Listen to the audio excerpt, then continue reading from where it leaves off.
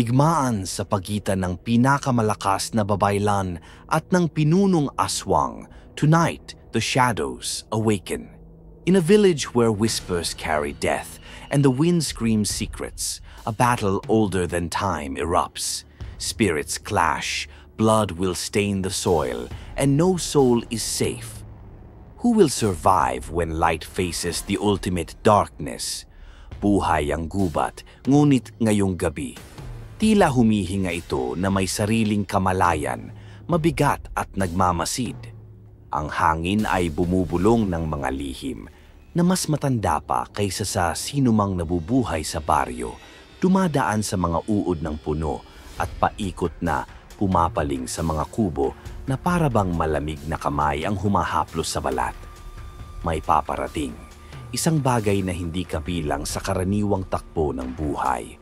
Ang mga anino ay gumagalaw sa gilid ng paningin, dumadaan sa kumikislap na liwanag ng mga parol. Walang sinumang nangahas magsalita dahil ang mismong pagbanggit sa presensiya nito ay maaring lapitan sila. At sa baryo na nakatago sa pagitan ng mga bundok at makakapal na gubat, naging mabigat na ang hangin, halos basa sa pananabik at takot. Nagsimula ito sa maliliit, halos hindi pansin na palatandaan. Ang mga hayop sa bakuran ay natagpo ang patay, walang dugo. Ang mga marka ay banayad, ngunit sadyang ginawa, isang hindi nakikitang mensahe na inukit sa mundo ng tao at hayop. Isang baka ang nawala sa kanyang kulungan isang gabi na naiwan lamang ang mahinang amoy ng bakal at isang bilog ng durog na lupa na tila nilamon ng lupa mismo, ngunit walang bakas ng paa ang natagpuan. Nagsalita ang mga taga-baryo ng malas, sumpa ng mga espiritong nagkamali. Pinipilit ng mga ina na yakapin ng mahigpit ang kanilang mga anak at nanatiling gising ang mga ama sa mahabang oras, hawak ang kanilang sandata nang walang magawa, nanalangin na huwag lapitan ng dilim. Ngunit ang panalangin ay manipis na panangga laban sa anumang hindi nakikitang nilalang. At saka nagsimula ang pagkawala ng tao. Una, isang batang lalaki sa gilid ng baryo, 8 taong gulang lamang na napalapit ng sobra sa puso ng gubat. Bigla na lang huminto ang kanyang mga bakas sa ilalim ng mga dahon, parang nilamon siya ng lupa mismo. Sumunod ay isang dalagang naglilingkod sa mga palayan sa ilalim ng malamlam na liwanag ng buwan. Bawat pagkawala ay sinundan ng kakaibang katahimikan, isang kawalan na humahaplos sa pandinig at nagpapabuo ng kakulangan sa puso ng mga naiwan. Tuwing gabi, lalong nagiging matapang ang gubat, mas lantad ang gutom nito at walang hanggan ang pasensya nito.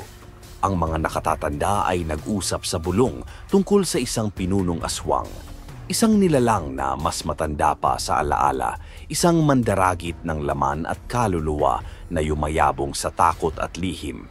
Sabi ng iba, kaya niyang magbago ng anyo maging hayop o tao upang linlangin ang biktima bago umatake. Ang iba naman ay nagsasabi na kontrolado niya ang mga anino, na kaya niyang likutin ng gabi ayon sa kanyang kalooban. Kung ito man ay alamat o katotohanan, walang makapagsasabi na hindi tumataas ang presensya ng isang hindi pangkaraniwang bagay. Nararamdaman ito ng mga taga-baryo sa kanilang buto, sa kilabot sa balat, sa lamig na dumadaloy sa katawan kahit mainit ang apoy at kumot. Walang nakakaalam kung kailan siya dumating. Ang ilan ay naniniwalang nagmamasid siya ng buwan-buwan, nag-aaral, natututo ng galaw ng tao. Ang iba naman ay naniniwalang naakit siya ng baryo dahil sa bulong ng mga kasalanang ninuno, parusa sa mga nakalimutang kasalanan. Ngunit isang bagay ang tiyak, hindi siya kumikilos ng walang dahilan at hindi siya nabibigo. Ang gubat ay naging kanyang lupang panghuli at tuwing gabi, tila sumusunod ang dilim sa kanyang utos. Sa ganitong takot, unti-unting lumitaw ang pangalan ng babaylan, bagamat sa parehong takot na parang sa aswang. Palagi siyang nandoon, isang misteryong iginagalang, Kilala ang kapangyarihan ngunit bihirang masaksihan. Sabi ng iba, nakikipag-usap siya sa mga espiritu, tinatawag ang hangin, nagpapagaling ng may sakit, at nagpapataw ng sumpa sa masama. Ang iba naman ay bulong, na siya lang ang pwedeng tumayo laban sa aswang kahit kaunti lang ang pag-asa. Pinaghalo ng pananampalataya at takot ang puso ng mga nakakaalala sa kanyang ritual habang nanginginig sa dilim. Ang unang palitan ng lakas ay hindi tuwiran, ngunit malinaw. Isang mga ngaso ang lumapit sa gilid ng gubat sa isang gabi na punong-puno ng ulap. Bumalik siya na nanginginig ang mga mata, halos hindi makapaniwala sa kanyang nakita. Kumalaw, pero hindi parang tao o hayop. Para itong anino na may buhay. Tinitingnan ako, nakinig ang mga taga-baryo at lumubog ang kanilang puso. Hindi na nagtatago ang mandaragit, sinusukat niya ang kanilang takot, pinag-aaralan ng kanilang puso. Nararamdaman din ito ng babaylan sa pag-ikot ng hangin at sa mga espiritong hindi matahimik sa paligid ng kanyang bahay. Bumangon siya sa gabi, naglakad sa hangganan ng baryo gamit ang kanyang mga pandama sa isang level na lampas sa karaniwan. Nakikita niya ang mga hibla ng layunin, gutom at kasamaan sa likod ng pamilyar na anyo. Ngunit hindi siya kumilos ng padalos-dalos. Alam niya ang mga tuntunin ng dilim. Madalas mabigo ang lakas sa lakas, ngunit ang tiyaga at talino ay maaaring pumihit sa laban. Tila nire-respeto siya ng gubat sa bawat hakbang. Bahagyang bumubukas, bumubulong ng babala na siya lamang ang nakakaunawa. Nagsimulang lumitaw ang kakaibang palatandaan sa baryo. Mga simbolong nasunog sa lupa, maliliit na buto na maingat na inilagay. Marka ng kapangyarihan, iniwan ng mandirigma o ng protektor. Hindi matukoy kung sino. Kasabay ng mga palatandaang ito, tumataas ang kaba. Hindi naligtas ang mga taga-baryo kahit sa loob ng bahay. Walang kandila o rehas ang makakapigil sa gutom na naglalakad sa dilim. Dumating ang unang totoong pagsubok. Isang pamilya na may 3 ang nawala sa isang gabi. Iniwan ang mga bakas na tila naganap ang marahas na pakikibaka. Dumating ang babaylan sa lugar. Tahimik na naglakad sa durog na lupa, hinahanap ang mga disturbance na hindi nakikita ng ordinaryong mata. Nagbulong siya ng mga salita. Tinatawag ang mga espiritu na kumikislap sa gilid ng paningin, nararamdaman ang huling takot ng mga biktima. Ito ang gawa ng aswang at naging matapang siya. Hindi na niya kinatatakutan ang makita, gusto niyang makita sila para maintindihan ng lahat na ang gubat ay sa kanya. Mabilis kumalat ang balita, mas mabilis kaysa sa katotohanan. May mga nagsabing may nakita silang gumagalaw, mga anino na nawawala kapag nilapitan. Ang iba ay nagsabi na ang hangin ay parang tumitigas.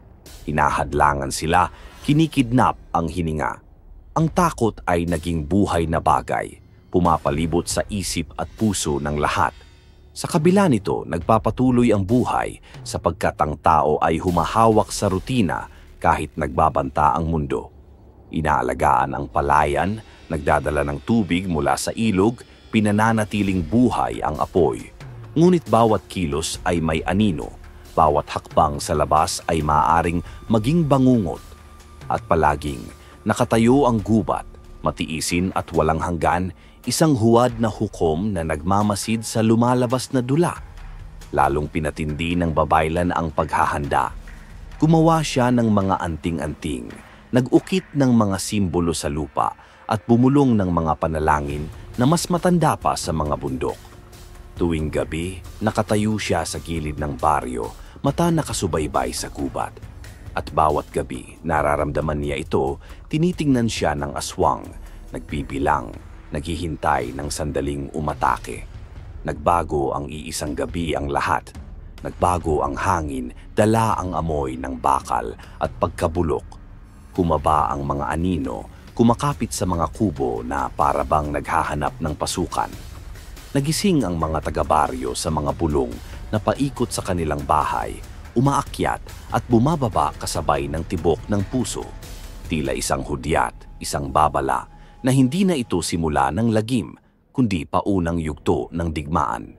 Hinaharap ng babaylan ang mga palatandaang ito ng may pag-iingat at tapang.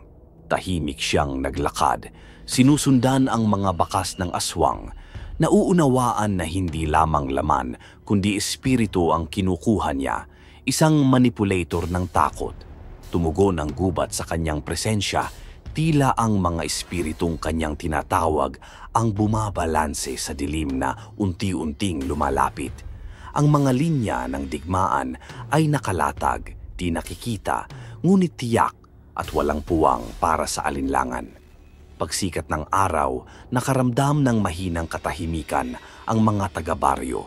Bahagyang lumayo ang mga anino, ngunit walang nangahas tawaging ligtas. Hindi kumain ang gubat, ngunit nanatili ang bigat ng mga matang hindi nakikita. At sa kailaliman ng gubat, gumising ang aswang, hindi nakikita ngunit parang naroroon sa lahat. Ang mga ngaso, ang mga nawawalang bata, ang pamilyang nawala, mga aral lamang, patunay ng talino ng mandaragit. Siglong hinintay niya ang tamang sandali at ngayon sa baryong ito, nagsisimula na ang mga piyesang nakahanay. Isang panig ang babangon, ang isa ay babagsak at ang gubat ang saksi sa digmaan na kasing luma ng panahon. Habang sumisilip ang araw sa mga bundok, nagkakaunawaan ang isang katotohanan. Nagsimula na ang digmaan sa pagitan ng babaylan at ng pinunong aswang at wala nang magiging dati. Naging manonood ang mga taga-baryo sa puwersang lampas sa kanilang pangunawa. Kalahok sa laro na ang mga patakaran ay nakasulat sa anino at dugo. At habang ipinasasara ng babaylan ang kanyang mga mata upang makinig sa hangin, naintindihan niya ang malinaw na realidad. Hindi nagpapatawad ang gubat, hindi nakakalimot, at hindi pinakakawalan ang biktima kapag natukoy na. Papapasok muli ang gabi, at dala nito ang gutom, ang takot, at ang unang hampas na magpapasimula ng lahat. Sa gitna ng takot at kawalang katiyakan, naramdaman ng babaylan ang kakaibang panginginig sa hangin. Hindi ito basta malamig na simoy ng gabi. Ito ay isang presensya, matanda at makapangyarihan na parang nag-uusap sa kanyang kaluluwa. Nararamdaman niya ang halimaw bago pa man ito magpakita. Tumayo siya sa gitna ng kanyang maliit na kubo. Ang mga kandila na nakapaligid ay kumikindat sa malakas na hangin na hindi niya nakita. Sa bawat hibla ng kanyang pandama, naririnig niya ang mga bulong ng espiritu, mga mensahe mula sa mga ninuno na hindi maipaliwanag. Sa kanyang paghinga, nakita niya ang manipis na liwanag na kumikislap sa mga dulo ng kanyang paningin. Hindi ito ordinaryong ilaw. Ito ay parang enerhiya, buhay na umiikot sa paligid, naghahanap ng kanyang sentro. Ito ang hudyat ng kanyang kapangyarihan na nagigising at sa gabing ito, malalaman niya kung gaano ito kalakas. Hinimas niya ang hangin, pinipilit pakinggan ang bawat tunog, bawat galaw ng mga dahon, bawat indayog ng hangin na parang nagbubulong sa kanya ng babala. Sa baryo, nagsimula ng maramdaman ng mga tao ang pagbabago. Ang gabi ay hindi na lamang tahimik. May presensya na sumasayaw sa pagitan ng mga bahay at sa paligid ng palayan. Ang mga hayop ay nanginginig, mga manok ay tahimik, parang alam nila ang panganib. Bawat mata ay naghahanap, bawat pandinig ay nakatutok sa anumang galaw. Ngunit walang nakakita, walang nakaalam ng tunay na nilalang na nagpapalakad sa dilim maliban sa babaylan. Lumakad siya sa gilid ng baryo, paunti-unti walang ingay, ngunit bawat hakbang ay may kapangyarihang nag-uugnay sa kanya sa gubat. Nararamdaman niya ang espiritu ng lupa, ang bawat ugat, ang bawat sanga, ang lahat ay nag-uusap sa kanya. Sa kanyang kamay may mga anting-anting na kumikislap sa liwanag ng buwan, naglalabas ng enerhiya na magpapatigil sa sinumang nagtatangkang pumasok sa hangganan ng kanyang teritoryo. Ang mga simbolo ng kapangyarihan ay nakaukit sa lupa, mga linya at hugis na nagbibigay babala at proteksyon. Hindi naglaon, nagsimula siyang makakita ng mga imahen, mga alaala at pangitain na hindi mula sa kanya. Mga tanawin ng kasamaan at gutom, mga anino ng nilalang na kumakain ng buhay na nagmumulto sa bawat sulok ng gubat. Sa kanyang isip, nakikita niya ang bawat biktima ng aswang, ang takot sa kanilang mga mata, ang pag-iyak ng mga walang magawa. Ngunit hindi siya napapagod. Ang kanyang puso ay matatag at bawat hibla ng kapangyarihan ay dumadaloy sa kanyang mga ugat.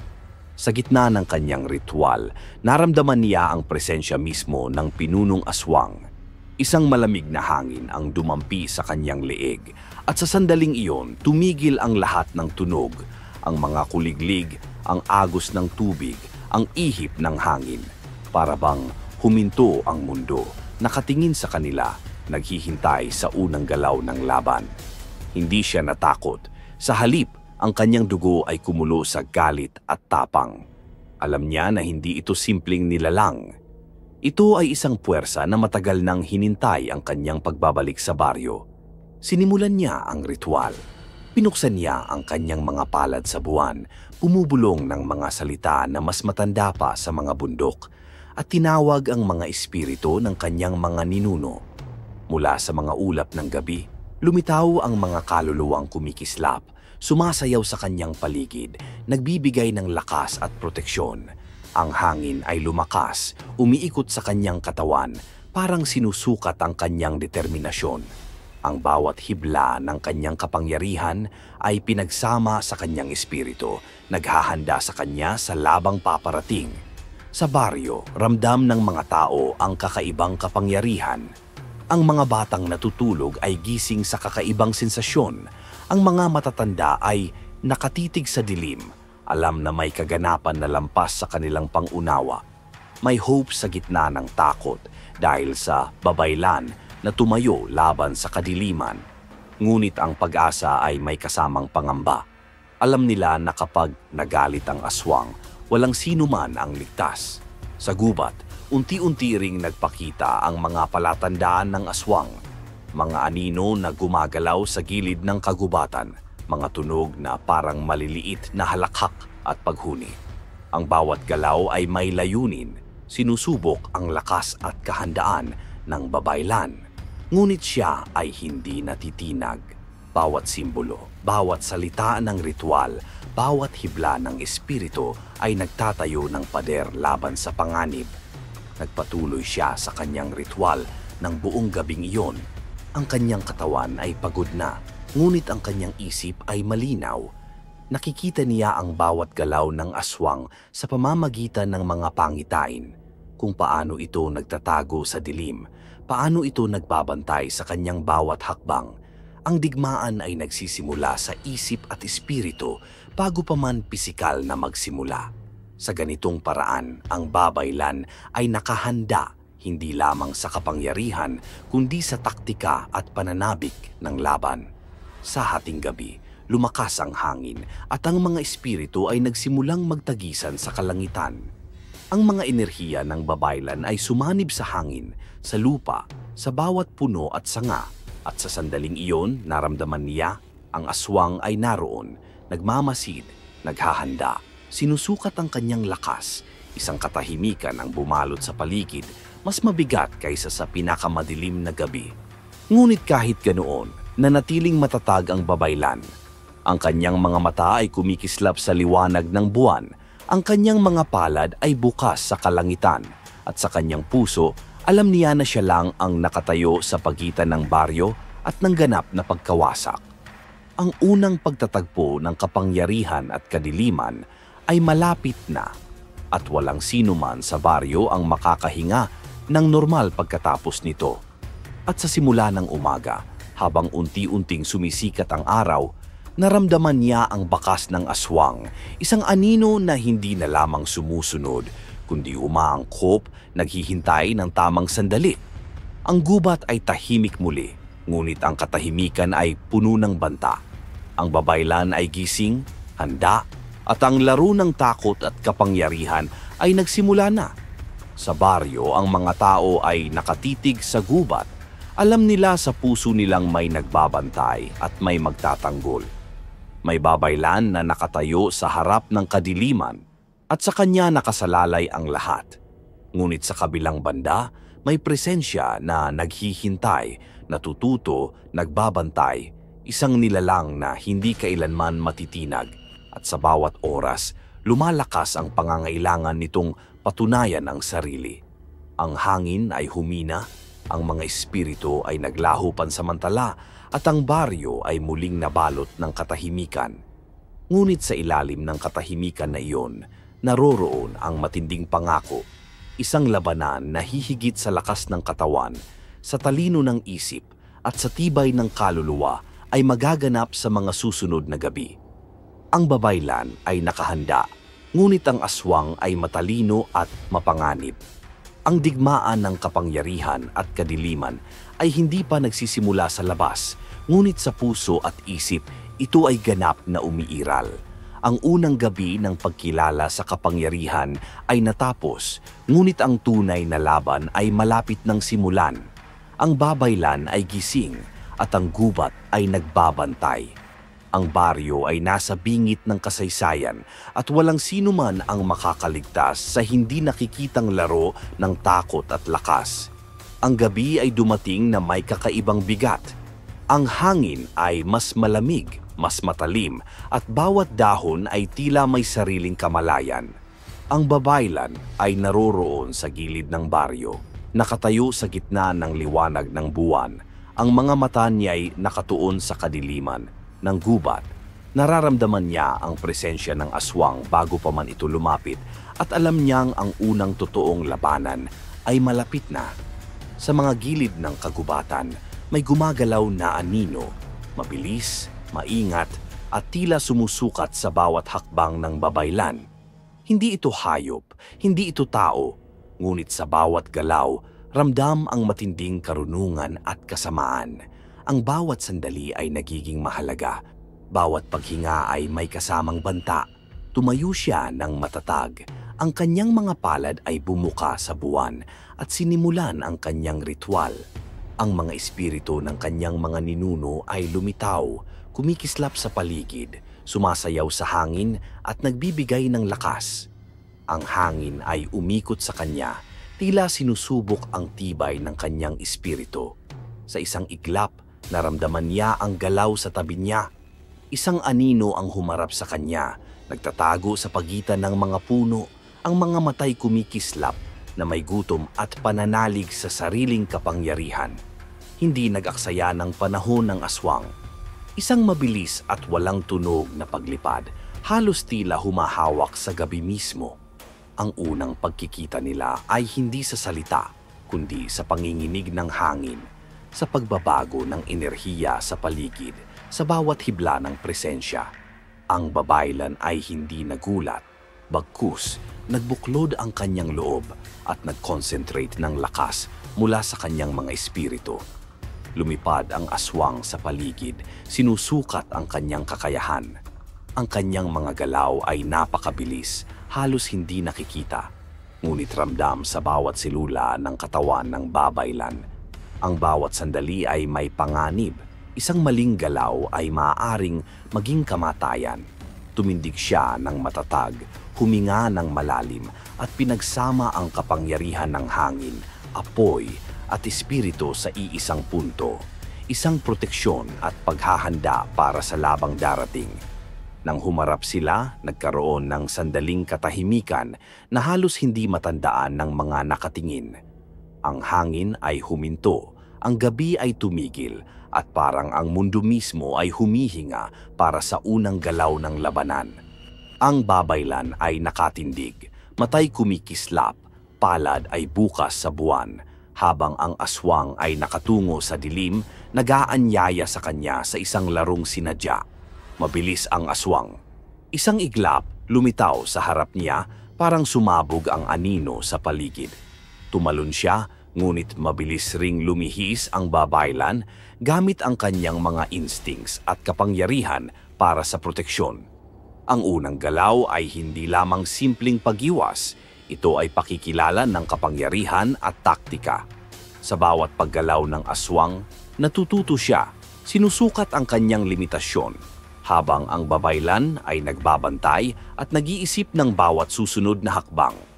Lumabas mula sa kadiliman na ang mga minions ng aswang, mga nilalang na kalahating tao, kalahating hayop, bawat isa'y may sarili ring galaw, sariling kasamaan.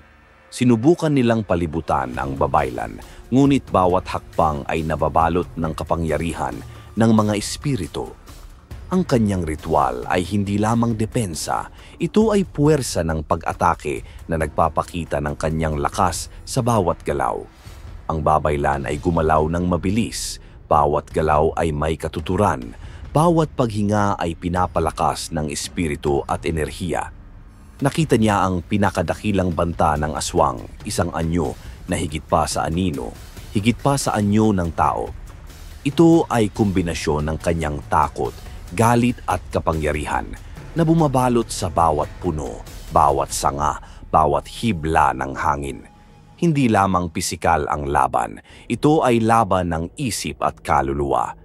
Sa gitna ng gubat, naramdaman niya ang pagbabago sa enerhiya. Ang hangin ay nagiging mas mabigat, ang mga anino ay mas matindi, at ang bawat hakbang ng aswang ay may kasamang panganib. Ngunit sa kabila nito, nanatiling matatag ang babaylan. Alam niyang ang kanyang kapangyarihan ay sapat upang labanan ang malakas na nilalang na ito. Ngunit bawat pagkakamali ay may kamatayan. Isang mabilis na galaw at naramdaman niya ang banta ng aswang. Isang kamay na tila humahawak sa hangin, naghihintay ng pagkakataon. Ngunit sa tulong ng kanyang ritual, nagawang ipagtanggol ang sarili at sa halip, pinilit niyang i-reverse ang enerhiya laban sa kaaway. Ang bawat pagkilos ay may kasamang taktika. Bawat sandali ay may kasamang panganib at gantimpala. Ang mga biktima ng nakaraan ay nagsimulang lumitaw sa kanyang mga pangitain, mga mukha ng takot, ng pighati, ng pagkabigo. Ngunit ang babaylan ay hindi pinanghinaan ng loob. Ginamit niya ang mga alaala ng nawawala upang palakasin ang kanyang loob at palakasin ang kanyang kapangyarihan. Bawat alaala ay naging apoy sa kanyang espiritu. Bawat iyak ay naging lakas sa kanyang mga palad.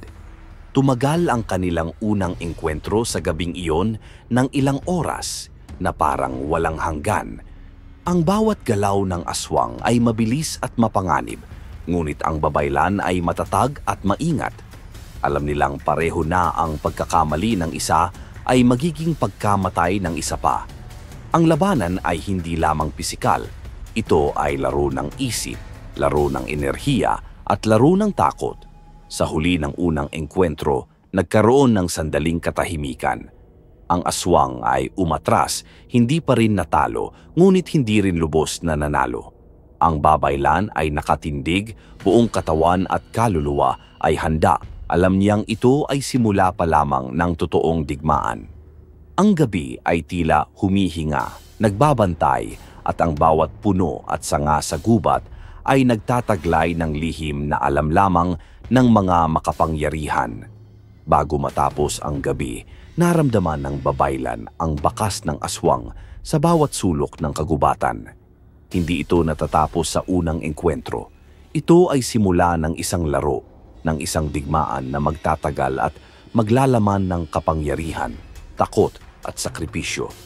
Ang bawat hakbang ng aswang ay sinusukat, bawat galaw ay pinag-aaralan, at ang bawat sandali ay may kasamang posibilidad ng kamatayan. Sa baryo, ang mga tao ay nakatingin sa gubat, alam nilang may nagbabantay at may lumalaban. Ang babaylan ay simbolo ng pag-asa, ngunit alam nilang ang panganib ay hindi pa tapos at ang takot ay hindi mawawala sa kanilang puso. Ang unang engkwentro ay nagpakita ng lakas ng kaaway at ng babaylan, ngunit higit sa lahat, ipinakita nito ang tunay na laro ng kapangyarihan. Isang laro kung saan ang bawat galaw ay may kasamang buhay at kamatayan. At sa pagsapit ng madaling araw, habang ang liwanag ng araw ay unti-unting sumasayaw sa mga dahon, naramdaman ng babaylan na ang labanan ay malapit nang umabot sa kasukdulan.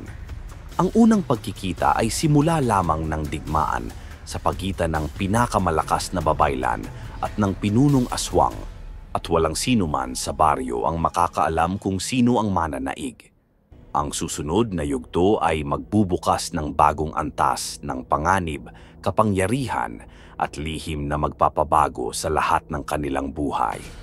Ang aswang ay matalino at ang babaylan ay matatag. Ngunit sino ang tunay na mananaig? Matapos ang unang engkwentro, bumalik ang katahimikan sa baryo. Ngunit ito ay mapanganib na katahimikan, puno ng hinanakit at takot. Ang mga tao ay naglakad sa mga kalye na tahimik. Bawat hakbang ay mabigat, bawat mata ay nagbabantay sa dilim ng kagubatan. Ang gubat ay hindi na lamang bahagi ng paligid. Ito ay lumalaking nilalang, naghihintay, nagbabantay, at handang umatake sa oras na ang mga tao ay pinakamahina. Sa loob ng mga bahay, nakatago ang mga pamilya. Ang bawat iyak ng bata, bawat huni ng manok, bawat tunog ng hangin ay nagiging babala. Parang ang mundo ay nagiging labirinto ng takot at bawat hakbang ay may kasamang panganib. Ang bawat silid ay nagiging kulungan at ang mga pinto at bintana ay tila mga harang na kahina-hinala, sapagkat kahit ang matibay na rehas ay hindi makakapigil sa anino na dumadapo sa paligid. Ang babaylan ay nagpatuloy sa kanyang pag-iikot sa baryo. Sa bawat hakbang, naramdaman niya ang lakas ng aswang na lumalawak, parang bumabalot sa hangin, sa lupa, sa bawat bubong at sanga. Ito ay laro ng kaluluwa, laro ng takot at laro ng kapangyarihan. Sa bawat pintig ng puso ng mga tao, naramdaman niya ang takot, at sa bawat takot, lumalakas ang aswang. Ngunit sa gitna ng lahat, nanatiling matatag ang babaylan. Isang gabi, naganap ang unang pag-atake sa baryo. Ang mga hayop ay tumakbo, ang mga tao ay sumigaw, at ang dilim ay biglang lumawak sa bawat sulok. Ang aswang ay pumasok sa baryo, mabilis at walang awa, at ang bawat galaw nito ay puno ng gutom at kasamaan. Ang mga pinto at bintana ay hindi nakapigil sa kanyang mga minions, mga nilalang na kalahating tao, kalahating hayop, na walang awa sa kanilang layunin. Sa gitna ng kaguluhan, nagpakita ang babaylan, nakatayo sa gitna ng plaza, ang mga palad ay bukas, at ang mga espiritu ay sumasayaw sa kanyang paligid. Ang enerhiya niya ay kumakalat, nagiging liwanag sa dilim, proteksyon sa mga natatakot. Tumayo siya laban sa bawat minyon na lumalapit gamit ang kanyang mga ritual, anting-anting at kapangyarihan upang hadlangan ang mga masasamang nilalang. Ngunit ang aswang mismo ay hindi nagmadali. Sa isang gilid, nakatayo ito, sinusukat ang babaylan, nagmamasid sa kanyang bawat galaw. Ito ay laro ng isip. Bawat galaw ay may katumbas na panganib. Ang bawat hakbang ng babaylan ay sinubok at bawat pag-iwas ay bahagi ng mas malaking plano. Ang baryo ay nagiging larangan ng digmaan at ang bawat tao ay biktima ng mga galaw na lampas sa kanilang pangunawa. Ang mga bata ay umiiyak at ang mga matatanda ay nakatayo na parang mga estatwa, hindi makagalaw, hindi makapagsalita. Ang takot ay naging buhay na bagay, pumapalibot sa bawat isa, humahaplos sa kanilang utak at pumipigil sa kanilang hininga. Ang bawat halakhak ng aswang at bawat huni ng mga nilalang ay nagiging katakot-takot na musika sa kanilang pandinig. Ang babaylan ay hindi nagpakita ng takot. Ginamit niya ang kanyang kapangyarihan, tinawag ang mga espiritu at bawat isa sa kanyang ritual ay nagiging sandata laban sa mga nilalang. Ang hangin, apoy, lupa at espiritu ay nagtagpo sa kanyang mga kamay at bawat galaw ay may kasamang enerhiya na nagtataboy sa dilim. Ngunit kahit ganoon, alam niya na ang bawat sandali ay may panganib. Ang aswang ay matalino at ang bawat pagkakamali ay magdudulot ng kamatayan. Sa gitna ng kaguluhan, isang matandang lalaki ang tumakbo patungo sa babaylan, nanginginig at umiiyak. "Babaylan, tulong! Ang mga bata, nawala sila." Ang kanyang tinig ay puno ng takot, ngunit sa parehong oras, nagbigay ito ng determinasyon sa babaylan. Ito ang dahilan kung bakit siya nagtatagumpay. Hindi para sa sarili niya, kundi para sa mga inosenteng buhay na nakadepende sa kanyang kapangyarihan. Tumayo siya sa gitna ng plaza, sinundan ng mga tao at nagpadala ng enerhiya sa bawat sulok ng baryo. Ang bawat galaw niya ay nagbibigay lakas sa mga natatakot at bawat ritual ay nagiging proteksyon laban sa mga nilalang ng kadiliman. Ngunit ang aswang ay hindi pa rin humihinto. Pinanood niya sinusukat ang lakas ng babaylan at unti-unti lumapit sa kanya, nakatago sa mga anino, naghihintay ng tamang pagkakataon. Lumabas mula sa kagubatan ang pinakamalakas na minions ng aswang at nagsimula ang labanan sa plaza. Ang babaylan ay mabilis, bawat galaw ay may katuturan, at bawat salita ng ritual ay nagiging armas laban sa kanila. Ang bawat hakbang ay may kasamang panganib, bawat galaw ay may kasamang buhay o kamatayan. Ang mga anino ay sumusugod, ngunit ang babaylan ay humarap sa kanila ng buong tapang at determinasyon. Ngunit kahit siya ay malakas, ramdam niya ang presensya ng pinunong aswang sa bawat gilid. Ang dilim ay mas matindi, mas matalim, at ang bawat galaw ay mas mapanganib. Ang baryo ay nagiging larangan ng digmaan, at bawat tao ay nakatayo sa gitna ng panganib, nakakaramdam ng kakaibang takot na hindi nila kayang ipaliwanag. Sa gitna ng labanan, naramdaman ng babaylan ang mga biktima ng nakaraan, mga nawawalang bata, mga pamilya, mga nagbabayad sa kasamaan. Ginamit niya ang kanilang alaala bilang lakas, pinapalakas ang kanyang ritual at pinapakita sa aswang na hindi siya basta matitinag. Ang bawat galaw ay may kahulugan at bawat sandali ay may kasamang panganib at gantimpala. Ngunit sa kabila ng kanyang kapangyarihan, alam niya na may limitasyon din siya. Ang aswang ay matalino at alam ang bawat kahinaan. Ang labanan ay hindi matatapos sa isang gabi.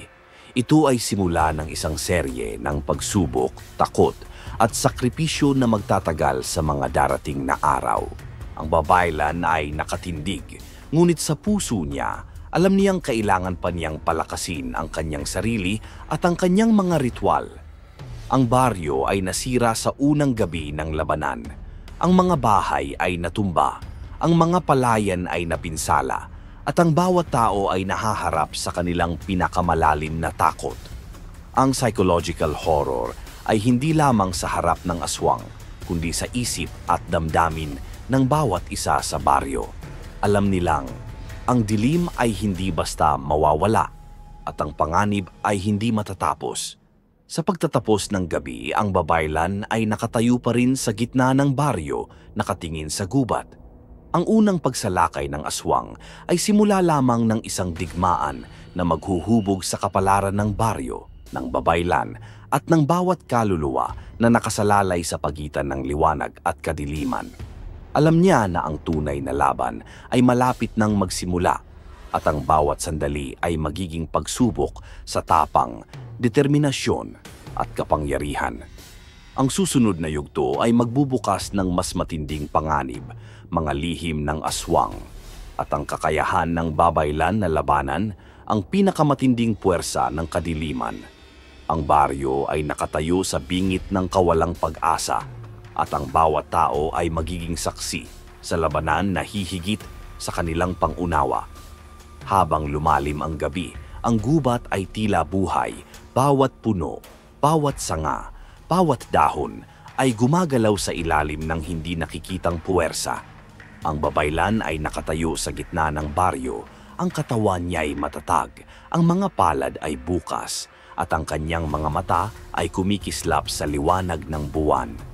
Nararamdaman niya ang presensya ng pinunong aswang sa bawat sulok, bawat anino, bawat paggalaw ng hangin.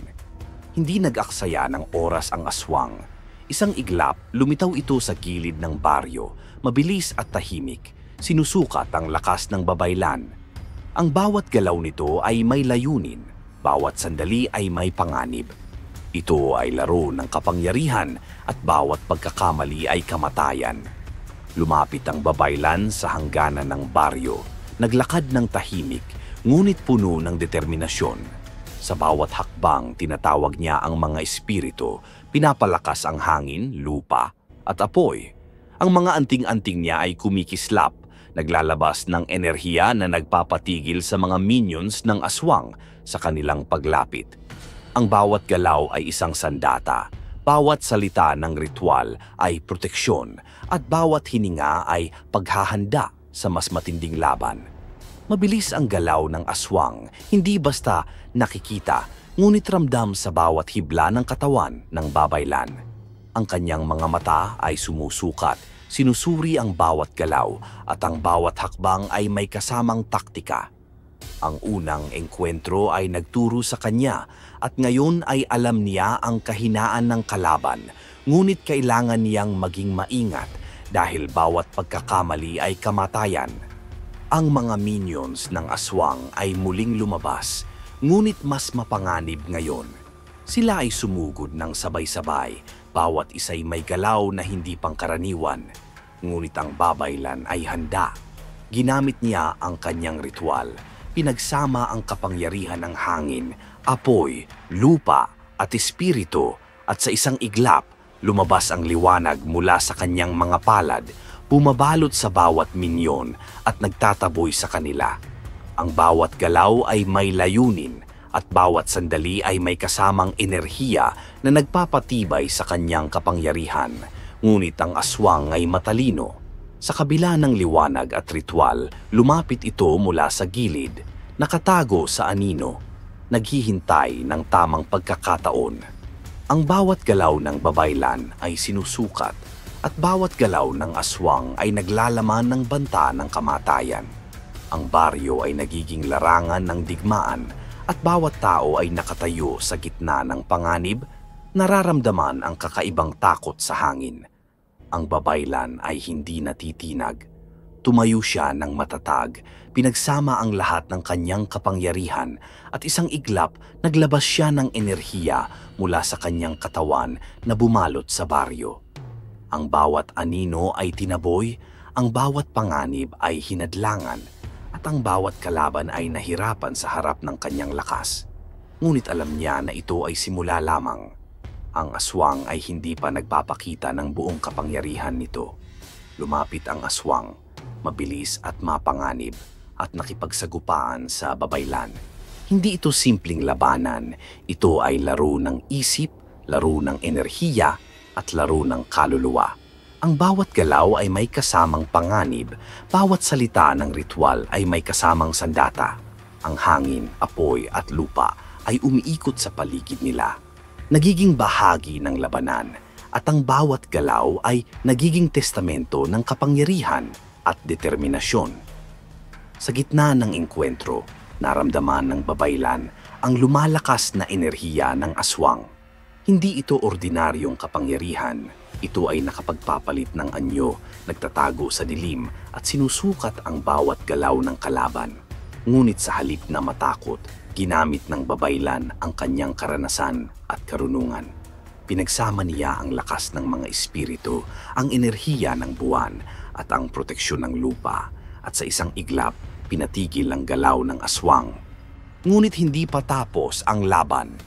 Ang aswang ay lumabas sa anino ng kagubatan, mas malakas at mas mapanganib. Ang bawat galaw ay may kasamang panganib, at ang bawat sandali ay naglalaman ng posibilidad ng kamatayan. Ang babaylan ay nakatindig, matatag, at ang kanyang determinasyon ay nagiging sandata laban sa kadiliman. Sa baryo, ramdam ng mga tao ang pagbabago. Ang bawat galaw ng babaylan ay nagbibigay pag-asa, bawat ritual ay nagbibigay proteksyon, at bawat salita ay nagbibigay lakas sa kanilang puso. Ngunit sa parehong oras, alam nilang ang panganib ay hindi pa tapos at ang bawat sandali ay may kasamang takot at kawalang katiyakan. Sa gitna ng engkwentro, naramdaman ng babaylan ang espiritu ng mga nawawalang bata at pamilya. Ginamit niya ang kanilang alaala bilang lakas, Pinapalakas ang kanyang ritual at pinapakita sa aswang na hindi siya basta matitinag. Ang bawat galaw ay may layunin at bawat sandali ay may kasamang panganib at gantimpala. Sa hating gabi, unti-unting nabuo ang pattern ng labanan. Ang babaylan ay nakatuon sa kanyang ritual at bawat galaw ng aswang ay sinusukat. Ang baryo ay nagiging larangan ng digmaan at bawat tao ay nakatayo sa harap ng panganib, nakakaramdam ng kakaibang takot at pananabik. Ngunit sa kabila ng lahat na natiling matatag ang babaylan, alam niya na kailangan niyang palakasin ang kanyang sarili, gamitin ang buong kapangyarihan ng kanyang espiritu at labanan ng aswang na mas matalino at mas mapanganib kaysa sa anumang nakaharap niya. Ang laban ay hindi lamang pisikal. Ito ay labanan ng isip, kaluluwa at determinasyon. Sa pagsapit ng madaling araw, naramdaman ng babaylan na ang unang yugto ng labanan ay natapos. Ngunit alam niya na ang totoong digmaan ay magsisimula lamang sa mga susunod na gabi. Ang baryo ay nakatayo sa bingit ng kawalang pag-asa at bawat tao ay magiging saksi sa labanan na magtatagal, magpapalakas at magpapabago sa kanilang buhay magpakailanman. Ang susunod na yugto ay magbubukas ng mas malalim na taktika, mas malalakas na puwersa ng kadiliman at ang buong kapangyarihan ng babaylan na susubukan sa limitasyon. Ang digmaan sa pagitan ng pinakamalakas na babaylan at ng pinunong aswang ay malapit ng sumiklab sa buong lakas nito at walang sino man ang makakaalam kung sino ang mananaig. Ang gabi ay dumating na may kakaibang bigat, mas mabigat kaysa sa kahit na anong gabi na naranasan ng baryo. Ang hangin ay nagdadala ng amoy ng lupa, ng dugo at ng takot na hindi kayang itago. Ang babaylan ay nakatayo sa gitna ng plaza, nakaharap sa gubat. Ang katawan ay matatag, ngunit ramdam niya ang hindi maipaliwanag na panginginig sa paligid. Nararamdaman niya ang presensya ng pinunong aswang sa buong baryo. Lumalawak, naghihintay ng tamang sandali upang umatake. Sa unang saglit, tila huminto ang mundo. Ang mga puno ay nakatayo ng tahimik, bawat dahon ay nakikinig, at ang hangin ay parang nakikibahagi sa suspense. Ang babaylan ay nakatingin sa dilim. Bawat galaw ng katawan ay may kasamang enerhiya. Bawat hininga ay paghahanda sa labanan. Ang aswang ay hindi nagpakita agad, ngunit alam ng babaylan na ito ay nagmamasid. Sinusukat ang kanyang kakayahan at naghahanda ng pinakamapanganib na galaw. Biglang sumabog ang katahimikan. Ang aswang at ang kanyang pinakamalakas na minions ay lumabas mula sa gubat, mabilis at walang ingay. Ang bawat galaw ay may layunin, bawat sandali ay may kasamang panganib, at bawat titig ay punong-puno ng gutom at karunungan. Tumindig ang babaylan, pinagsama ang kapangyarihan ng hangin, lupa, apoy at espiritu at sa isang iglap naglabas ng enerhiya na bumalot sa baryo. Ang bawat minyon ay nataboy, ngunit alam ng babaylan na hindi pa ito tapos. Sa gitna ng kaguluhan, naramdaman niya ang unang pagkawala. Isang bata na nakatago sa gilid ng plaza ay biglang nawala. Isang anino ang dumampi sa kanyang kaluluwa at ang bawat tao sa baryo ay nakaramdam ng kawalan at bighati. Ang babaylan ay tumakbo patungo sa lugar, ngunit alam niyang ang bawat galaw ay sinusukat at bawat hakbang ay may panganib. Ang aswang ay naroroon, nagmamasid, naghihintay ng pagkakamali. Ang mga minions ng aswang ay lumapit ng sabay-sabay at nagsimula ang tunay na labanan sa plaza. Ang babaylan ay mabilis, bawat galaw ay may katuturan, bawat salita ng ritual ay sandata. Ang hangin, apoy at lupa ay umiikot sa paligid niya, nagiging armas at proteksyon. Ngunit sa kabila ng kanyang kapangyarihan, alam niyang kailangan niyang maging maingat. Ang bawat pagkakamali ay kamatayan, at ang bawat galaw ay may kahihinatnan sa mga tao sa baryo. Sa isang iglap, lumitaw ang pinunong aswang, mas malakas at mas matalino kaysa sa anumang minyon. Ang kanyang anyo ay kumikislap sa dilim, nagtatago sa mga anino, at ang bawat galaw ay nagpapakita ng katalinuhan at gutom. Tumayo ang babaylan, nakaharap sa kaaway at alam niyang ito ang simula ng totoong labanan. Ang baryo ay nakatayo sa bingit ng panganib at bawat tao ay nakatingin sa engkwentro na higit sa kanilang pangunawa. Lumipad ang aswang sa ibabaw ng plaza, mabilis at matalim ang galaw. Ang babaylan ay humarap gamit ang kanyang ritual at kapangyarihan upang iwasan ang atake. At sa bawat galaw ay sinuklian ang bawat galaw ng kaaway. Ang labanan ay hindi lamang pisikal, ito ay laro ng isip, laro ng enerhiya at laro ng kaluluwa. Ang bawat galaw ay may kahulugan at bawat sandali ay may kasamang panganib at gantimpala. Ngunit hindi natapos ang panganib. Isang minyo ng aswang ay biglang umatake sa gilid ng plaza at isang matandang babae ang nadapa. Ang kanyang pag-iyak ay kumalat sa paligid at ang bawat tao ay nakaramdam ng kawalang pag-asa. Tumakbo ang babaylan patungo sa kanya, naglabas ng enerhiya upang protektahan ang matanda. Ngunit alam niyang ang bawat segundo ay mahalaga. Ang aswang ay nagbabantay, sinusukat ang lakas at kahandaan niya. Sa isang iglap, lumapit ang aswang ng mas mabilis at ang babaylan ay tumugon. Pinagsama ang kapangyarihan ng espiritu at enerhiya ng lupa. Isang pagsabog ng liwanag at hangin ang sumiklab sa plaza at ang bawat minyon ay nataboy. Ngunit sa kabila nito, may bakas ng pangamba sa paligid. Ang aswang ay hindi pa nagpakita ng buong lakas. Alam ng babaylan na may susunod pang galaw at ang baryo ay nasa bingit ng kawalang pag-asa. Sa gitna ng engkwentro, isang pamilya ang nawala. Ang mga pinto at bintana ay natumba at ang bawat tao ay nahaharap sa kanilang pinakamalalim na takot. Ang babaylan ay nakatindig, ngunit alam niya na hindi sapat ang kapangyarihan niya upang protektahan lahat sa isang iglap. Kailangan niyang maging matalino, matatag at gamitin ang buong lakas ng kanyang espiritu upang harapin ang pinakamalakas na kaaway na nakita niya sa buong buhay niya. Sa isang sandali, naglabas ang babaylan ng isang ritual na mas matindi kaysa dati. Pinagsama ang bawat elemento at enerhiya. Isang liwanag ang bumalot sa buong plaza at ang bawat minyon ay nataboy, ang bawat panganib ay napigil. Ngunit alam niya na ang aswang ay natututo, nagtatago sa mga anino at naghihintay ng pagkakataon na umatake muli. Ang huling bahagi ng gabi ay puno ng trahedya at sakripisyo. Ang ilang minions ay nakapasok at ang babaylan ay nagbigay ng huling proteksyon para sa mga tao. Maraming buhay ang nailigtas, ngunit may ilan ding nawala.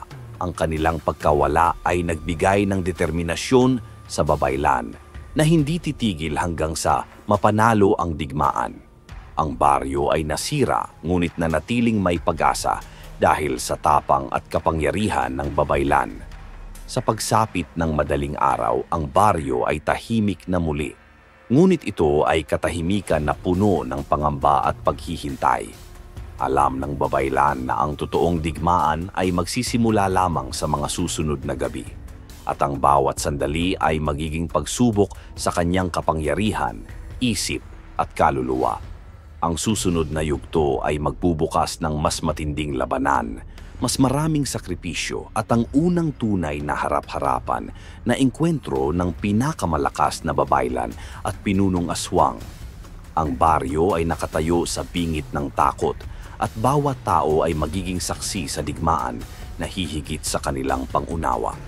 Ang gabi ay dumating na may kakaibang bigat, hindi lamang ng dilim, kundi ng pangamba, galit, at determinasyon. Ang babaylan ay nakatindig sa gitna ng baryo, ang katawan ay matatag, at ang mga mata niya ay kumikislap sa liwanag ng buwan. Nararamdaman niya ang presensya ng pinunong aswang sa bawat anino, sa bawat ihip ng hangin, sa bawat tunog ng kagubatan. Hindi nag-aksaya ng oras ang aswang. Lumabas ito mula sa dilim, mabilis, matalim, at puno ng katalinuhan at gutom. Ito ang huling engkwentro, Ang labanan na magtatapos sa isang yugto ng digmaan at bawat galaw ay may kasamang panganib ng kamatayan. Ang babaylan ay humarap, pinagsama ang kapangyarihan ng hangin, lupa, apoy at espiritu sa iisang punto. Isang sandata at proteksyon laban sa malupit na kaaway. Ang aswang ay hindi nagpakita ng kahinaan. Lumipad ito sa paligid, mabilis at mapanganib, sinusukat ang bawat galaw ng babaylan. Ang bawat galaw ay may kasamang taktika, bawat sandali ay may kasamang panganib, at bawat titig ay punong-puno ng karunungan at kasamaan. Ang baryo ay nakatayo sa bingit ng kamatayan, at bawat tao ay nakatingin sa engkwentro na higit sa kanilang pangunawa. Sa isang iglap, lumitaw ang pinakamalakas na minions ng aswang, sumugod sa babaylan ng sabay-sabay. Ngunit sa tulong ng kanyang kapangyarihan, pinagsama niya ang enerhiya ng hangin, apoy, lupa at espiritu, at sa isang pagsabog ng liwanag at enerhiya, nataboy ang mga minions. Ang bawat galaw ay may kahulugan, at bawat sandali ay may kasamang panganib at gantimpala. Ngunit hindi pa tapos ang laban. Ang aswang mismo ay lumapit mula sa gilid, nakatago sa anino, sinusukat ang kakayahan ng babaylan. Ito ay laro ng isip, laro ng enerhiya, at laro ng kaluluwa. Ang babaylan ay hindi natitinag, pinagsama ang lahat ng kanyang karanasan, kaalaman at kapangyarihan upang harapin ang huling engkwentro. Sa gitna ng laban, nagpakita ang taktika ng aswang, isang mabilis na paglipad, isang mabilis na pag-atake, at ang babaylan ay tumugon. Bawat galaw ay may katuturan, bawat hakbang ay proteksyon at sandata. Ang hangin, apoy at lupa ay nagiging bahagi ng labanan, at ang bawat galaw ay nagpapakita ng taktikal na mastery ng babaylan.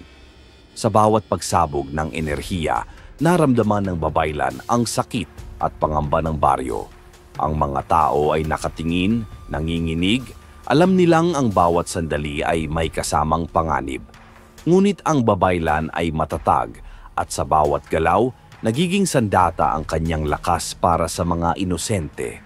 Biglang lumapit ang aswang ng mabilis at matalim. Sinusubukan sirain ang proteksyon ng babaylan. Ngunit sa tulong ng kanyang ritual, naglabas ang babaylan ng liwanag mula sa kanyang palad na pumigil sa bawat galaw ng kaaway. Ang bawat engkwentro ay testamento ng kapangyarihan, tapang at taktikal na karunungan ng babaylan. Sa isang iglap, naramdaman niya ang presensya ng mga nawawalang kaluluwa, mga biktima ng nakaraan na sumusuporta sa kanyang ritual at kapangyarihan. Ginamit niya ang kanilang alaala bilang lakas, at ang bawat hininga ay nagiging sandata laban sa malupit na aswang. Ang bawat galaw ng kaaway ay sinusukat, at bawat sandali ay may kasamang takot at gantimpala. Lumipad ang aswang sa paligid, mabilis at mapanganib, sinusukat ang bawat galaw ng babaylan. Ang bawat galaw ay may kahulugan, at bawat sandali ay may kasamang panganib. Ang baryo ay nagiging larangan ng digmaan, at bawat tao ay nakatayo sa harap ng panganib, nakakaramdam ng kakaibang takot at pananabik. Ngunit sa kabila ng lahat, nanatiling matatag ang babaylan. Tumindig siya ng buong tapang, pinagsama ang lahat ng kanyang kapangyarihan, at sa isang pagsabog ng enerhiya, naglabas siya ng liwanag na bumalot sa buong baryo. Ang bawat minion ay nataboy, ang bawat panganib ay napigil, at ang bawat galaw ng aswang ay nahadlangan. Ngunit ang aswang ay hindi pa nagpapakita ng buong kapangyarihan. Lumitaw ito sa gitna ng liwanag, mas malakas at mas mapanganib kaysa dati. Ang bawat galaw ay may kasamang banta, bawat sandali ay may kasamang panganib, at bawat paghinga ay may kasamang takot. Ang babaylan ay hindi natitinag, at sa kanyang puso alam niyang ang bawat sandali ay magiging sandata para sa pagtatanggol ng baryo. Sa huling bahagi ng engkwentro, nagpakita ng tactical mastery ang babaylan. Pinagsama niya ang lahat ng enerhiya, Pinatigil ang galaw ng aswang at sa isang iglap, inilabas ang pinakadakilang liwanag na nagbabalot sa bawat anino at panganib. Ang bawat galaw ay may kahulugan at bawat sandali ay may kasamang takot, pananabik at determinasyon. Ngunit alam ng babaylan na hindi sapat ang lakas para tapusin ang aswang sa isang iglap. Kailangan niyang maging matalino, matatag at gamitin ang buong kapangyarihan ng kanyang espiritu upang harapin ang pinakamalakas na kaaway. Ang baryo ay nakatayo sa bingit ng kawalang pag-asa, ngunit sa babaylan ay nanatiling pag-asa, liwanag at proteksyon. Sa pagsapit ng madaling araw, ang baryo ay tahimik muli, ngunit ito ay katahimikan na puno ng pangamba at paghihintay. Alam ng babaylan na ang huling yugto ng digmaan ay malapit na at bawat sandali ay magiging pagsubok sa kanyang lakas, karunungan at kaluluwa. Ang bawat tao sa baryo ay nakatayo sa bingit ng takot. Alam nilang ang huling engkwentro ay magsisimula na sa susunod na gabi. Ang susunod na yugto ay magbubukas ng pinakahuling labanan, ang kabuuang paghaharap ng pinakamalakas na babaylan at pinunong aswang at ang ultimate clash na magtatakda kung sino ang mananaig sa pagitan ng liwanag at kadiliman. Ang gabi ay dumating, mas madilim at mas malamig kaysa dati. Ang buwan ay tila natakpan ng ulap, ang bawat puno at dahon ay nagtatago sa dilim at ang hangin ay nagdadala ng kakaibang lamig. Ang babaylan ay nakatayo sa gitna ng baryo, ang katawan ay matatag at ang kanyang mga mata ay kumikislap sa liwanag ng buwan. Nararamdaman niya ang buong kapangyarihan ng pinunong aswang na papalapit, mas malakas at mas mapanganib kaysa kahit kailan. Hindi nag-aksaya ng oras ang aswang. Lumabas mula sa dilim, mabilis at walang ingay, bawat galaw ay may kasamang banta at panganib. Ito na ang huling engkwentro, ang ultimate clash na magtatapos sa digmaan at bawat sandali ay may kasamang kamatayan o tagumpay. Ang babaylan ay humarap, pinagsama ang lakas ng hangin, lupa, apoy at espiritu sa iisang punto. Ang kanyang mga ritual ay naglalabas ng liwanag at enerhiya na bumabalot sa baryo at nagtataboy sa bawat minyon ng aswang. Ngunit alam niya na hindi sapat ang enerhiya para talunin ang kaaway sa isang iglap. Kailangan niyang maging matalino at matatag. Sa simula ng labanan, mabilis at mapanganib ang galaw ng aswang. Ang bawat galaw ay sinusukat ng babaylan. Bawat sandali ay may kasamang takot at pananabik. At bawat hininga ay puno ng tensyon. Ang baryo ay tila nagiging larangan ng digmaan. Bawat tao ay nakatayo sa harap ng panganib, nanginginig sa takot at paghanga sa tapang ng babaylan. Lumapit ang pinakamalakas na minions ng aswang, ngunit sa tulong ng ritual at kapangyarihan ng babaylan, nataboy sila sa isang iglap. Ang bawat galaw ng babaylan ay may kahulugan, bawat hakbang ay proteksyon, at bawat salita ay sandata laban sa dilim. Ngunit ang aswang ay hindi pa rin nagpapakita ng buong kapangyarihan nito. Sa gitna ng labanan, isang matinding pag-atake ang dumating mula sa aswang, mabilis at mapanganib. Sinusubukan sirain ang proteksyon ng babaylan. Ngunit sa tulong ng kanyang tactical mastery, naglabas siya ng enerhiya mula sa kanyang palad. Nagbalik ng puwersa laban sa kaaway at nataboy ang bawat galaw ng aswang. Ang bawat sandali ay puno ng tensyon. Ang babaylan ay huminga ng malalim, pinagsama ang lahat ng lakas, karunungan at karanasan. Alam niya na ang huling sandali ng labanan ay malapit na at bawat pagkakamali ay magdudulot ng kamatayan o pagkawasak. Biglang nagpakita ng twist ang aswang. Sa isang iglap, nagpakita ito ng bagong anyo, mas mabagsik, mas malakas at mas mapanganib. Ang mga mata nito ay kumikislap sa dilim, puno ng karunungan at galit. Ang babaylan ay napalitan ng damdamin, takot, ngunit hindi panghihina. Alam niyang ito na ang pinakamalaking pagsubok ng kanyang buhay. Tumindig siya ng buong tapang. Pinagsama ang lahat ng kanyang ritual at sa isang pagsabog ng liwanag, pumalot ang buong baryo. Ang bawat anino ay nataboy, bawat panganib ay napigil, at bawat galaw ng aswang ay nahadlangan. Ngunit sa gitna ng liwanag, naramdaman niya ang panghihina. Ang labanan ay mas matindi kaysa sa kanyang inaasahan. Ngunit sa huling sandali, isang hindi inaasahang twist ang lumitaw. Ang aswang, sa kabila ng kanyang lakas, ay nagpakita ng bakas ng paggalang. Hindi ito basta nilalang ng kasamaan. Ito ay nilalang na may sariling prinsipyo at limitasyon. Sa isang iglap, tumigil ito at nagbigay daan sa babaylan na nagpakita ng kapangyarihan at karunungan na higit pa sa inaasahan. Ang babaylan ay huminga ng malalim. Ang liwanag ng kanyang ritual ay nagbabalot sa buong baryo. Alam niyang ang digmaan ay natapos, ngunit ang mga alaala ng takot, sakripisyo at tapang ay mananatili sa bawat tao. Ang mga nawawalang buhay ay naalala at ang baryo ay unti-unting bumangon mula sa trahedya. Sa pag-alis ng aswang, may iniwang babala.